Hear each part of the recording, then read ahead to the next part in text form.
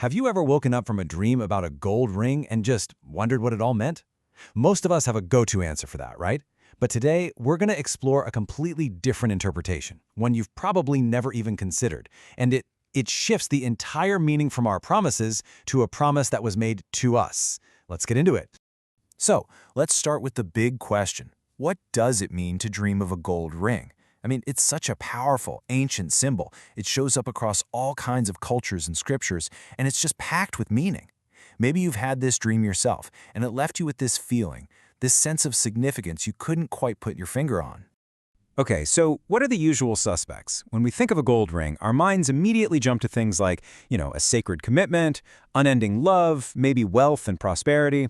We think of marriage, partnership, that perfect circle suggesting eternity and wholeness. And look, these are all totally valid, powerful meanings. They're the ones we almost always hear about. But here's where we're going to take a pretty sharp turn. What if that ring in your dream isn't about your commitment at all? What if it's not a symbol of your faithfulness to a partner or a promise or some goal?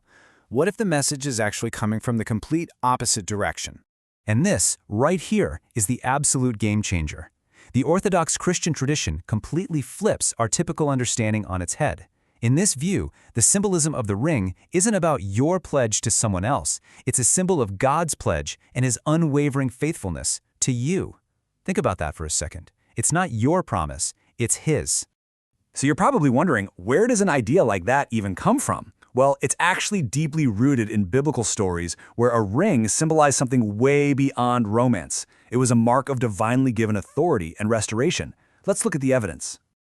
Funny enough, if you go to an Orthodox wedding service, the prayer for the blessing of the rings doesn't really talk about the couple's love.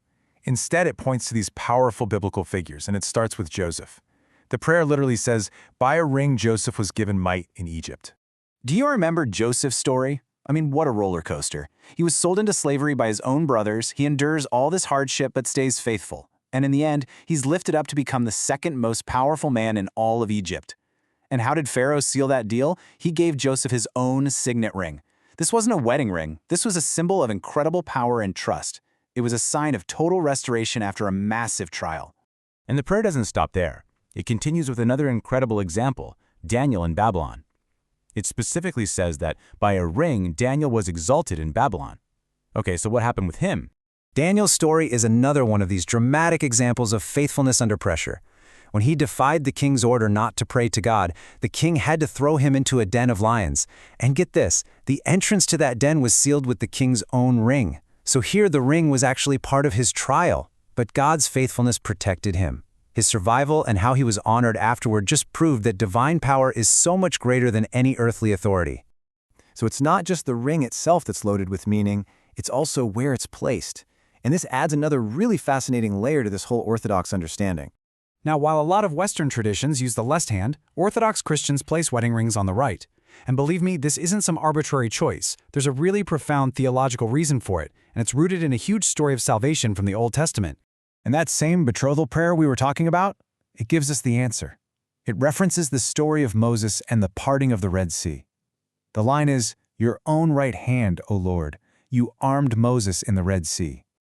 All throughout the Bible, the right hand of God is this incredible symbol of His mighty power, His protection, His ability to save. It's the hand of action, the hand of strength. So, placing a ring on the right hand, it signifies that the commitment is being sealed and made strong, not just by human will, but with the help and the power of God Himself.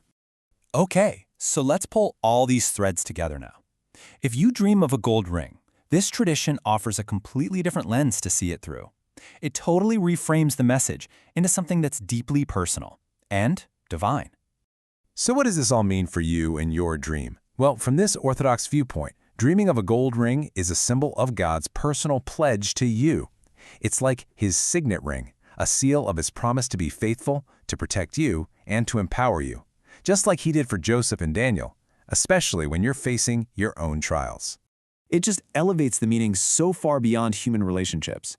The dream becomes this powerful reminder of an unbreakable divine covenant. It's a promise that God is with you, that He is going to see you through whatever you're facing, and that He's giving you a sense of purpose and spiritual authority in your life. So, the next time a gold ring shows up in your dreams, maybe Maybe don't just think about who you are being faithful to. Instead, just pause and consider this. Could the ring in your dream be a personal message of divine faithfulness, a reminder of a powerful promise meant just for you?